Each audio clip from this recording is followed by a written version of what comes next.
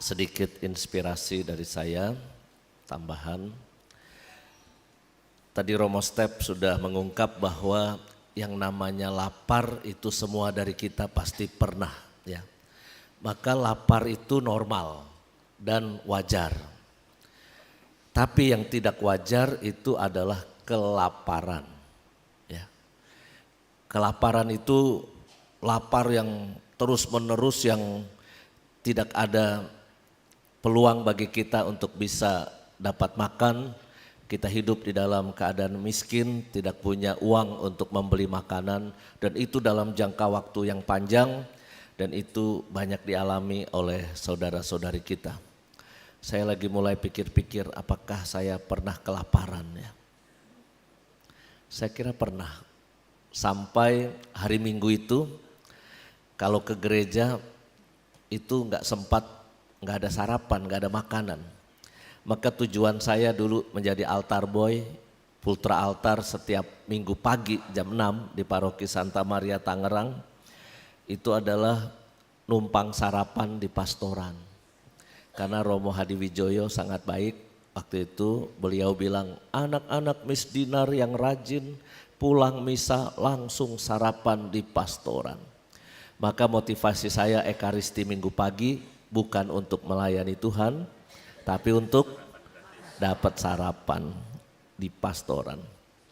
Sekolah juga sering kelaparan karena tidak punya uang jajan. Beruntunglah saya punya teman masa kecil yang pernah misa di sini berapa kali, Romo Arya Dewanto SY, yang maminya punya kantin di sekolah. Waktu kecil saya dipanggilnya Endut gitu ya. Lalu ibunya Romo Arya Dewanto, Bu Narso itu selalu manggil, Dut, Rene, ya, kowe lapar toh, nggak punya uang jajan, kowe lapar sini. Lalu dikasih bihun goreng dengan sambal kacang sama limun, zaman dulu limun ya, aduh. Itu rasanya udah jadi orang kaya bener ya. Di sekolah bisa makan bihun dengan kacang, sambal kacang dan limun. Maka kalau Romo Arya Dewanto kesini, saya bilang, Wan, saya manggil dia Iwan.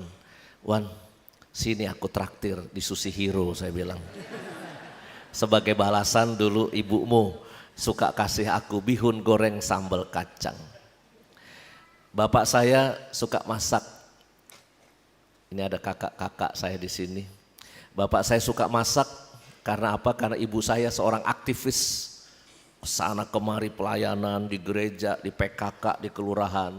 Maka bapak suka masak. Apesnya masakan bapak itu aja. Yang spesial dari bapak saya adalah orak-arik kol.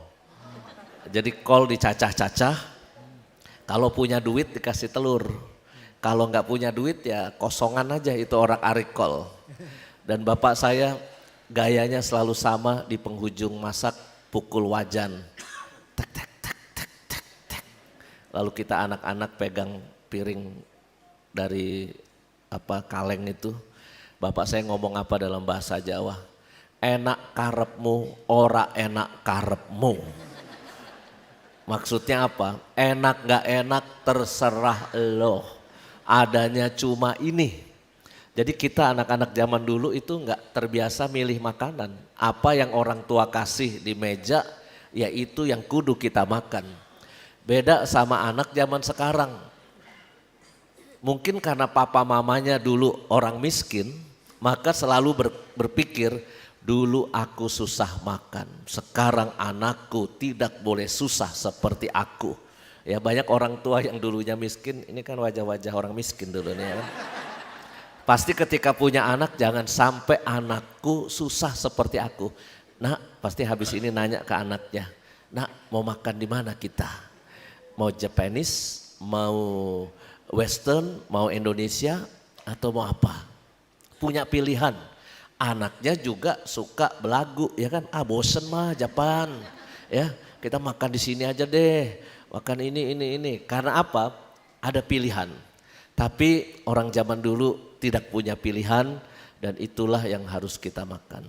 Maka saya kira perkara makan ini harus selalu menjadi refleksi buat kita semua. Kalau sekarang saya ini suka mentraktir Sinoprin ya. Karena mengingat masa kecil bagaimana saya juga diberi makan oleh romo-romo, kamu harus memberi mereka makan. Cuma repotnya Sinoprin gak pernah traktir saya sedikit pun. Saya menunggu nih sudah sekitar 5-6 tahun ya bersama dia. Sekali aja dia traktir saya gitu, saya akan mengucap syukur kepada Tuhan. Ya. Maka saya kira orang yang punya pengalaman lapar atau kelaparan tidak boleh menjadi pelit. Ya. Kita harus berbagi kepada sesama. Dan betul apa yang tadi diungkap oleh Romo Nofrin, mukjizat itu terbagi dua sebetulnya. Ya. Mukjizat secara spiritual, ya, dan juga yang kedua mukjizat secara sosial.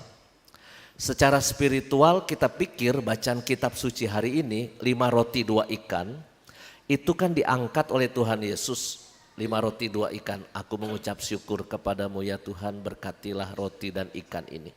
Maka mukjizat secara spiritual kita berpikirnya abrakadabra, ini roti tiba-tiba bertambah, ikan tiba-tiba bertambah.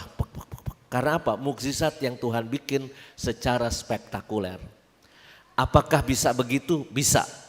Namanya Tuhan Yesus, mau bikin apapun suka-suka dia. Ya, namanya Tuhan. Bisa bikin mukjizat secara spektakuler.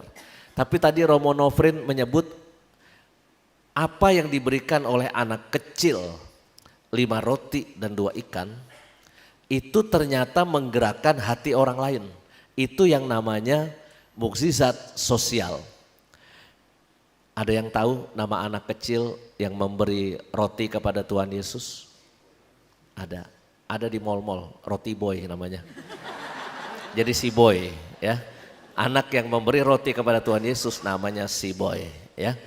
Nah, itu ternyata anak kecil aja kasih rotinya kepada Tuhan Yesus.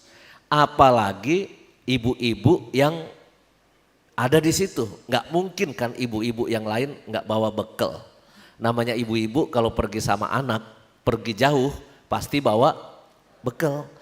Anak kecil aja berani kasih ke Tuhan Yesus, maka ini pasti mama-mama yang lain yang bawa bekal. Keluarkan bekalnya, bagi kiri kanan, maka nggak usah heran semua makan sampai kenyang, sisanya 12 bakul.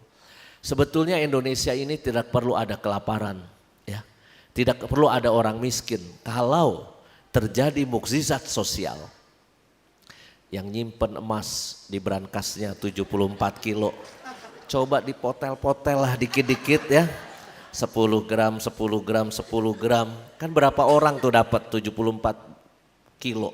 Bisa 7.400 orang dapat 10 gram. Duit yang dikorupsi ratusan triliun, ratusan miliar. Buka lapangan pekerjaan, orang bisa bekerja. Itu pasti juga tidak akan ada kesusahan dan kelaparan. Repotnya kemiskinan, kelaparan terjadi karena selalu ada orang yang serakah. Yang merasa tidak cukup apa yang dia punya. Saya baru saja mempelajari ya. Sebetulnya peraturan pemerintah tentang gaji itu bagaimana. Oh, di DKI minimal gaji itu 5,6 juta. Tetapi ada pengecualian kalau usaha kita usaha mikro dan usaha kecil. Ada. Lalu ada syaratnya.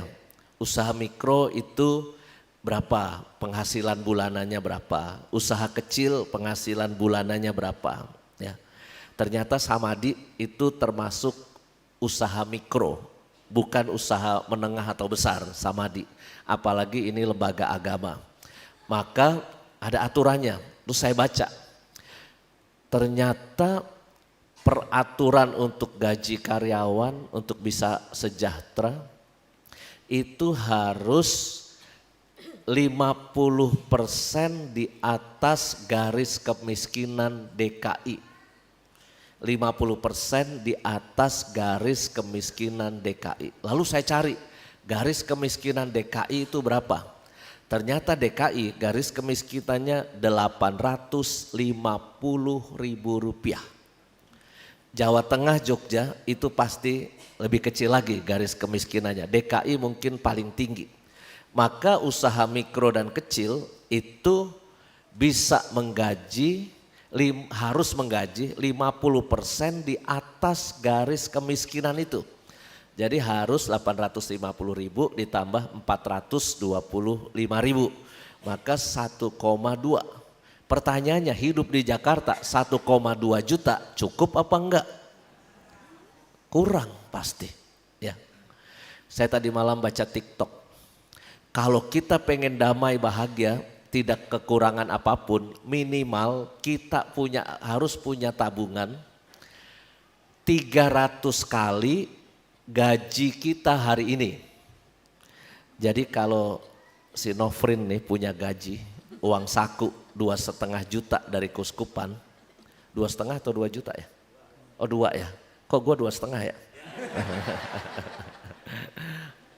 Misalnya 2 juta uang sakunya para Romo, kalau mau hidup tentram, itu kata TikTok ya, bukan kata saya, harus punya tabungan minimal 300 kali 2 juta itu. Maka Romo Nofrin kalau mau hidupnya tentram harus punya 600 juta rupiah di tabungannya. Dari wajahnya dia belum punya. Ya, karena duitnya selalu dipakai buat beli sepatu, buat beli apa. Terus ada ini juga, untuk membeli barang-barang yang suka-suka kita yang tidak berguna, bukan kebutuhan pokok, hanya boleh 0,05% dari gaji. Maka kalau gaji beliau ini 2 juta, hanya boleh 0,05, artinya 100.000 sebulan. Dia hanya boleh gunakan 100.000 untuk foya-foya. Untuk nonton di XX1, untuk apa, biasanya dia kan sukanya aneh-aneh kalau anak-anak milenial nongkrong di kafe bakmi bakmi gacoan gitu ya.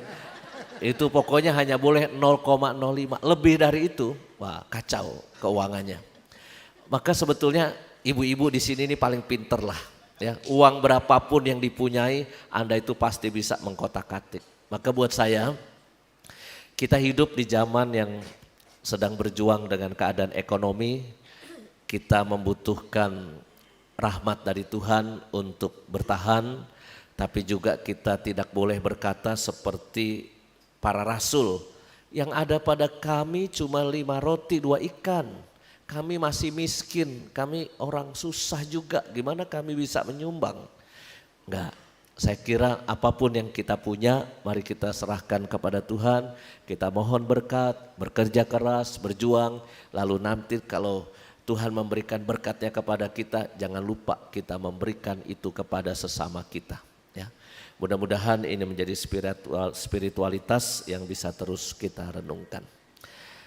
Terima kasih kepada pelayan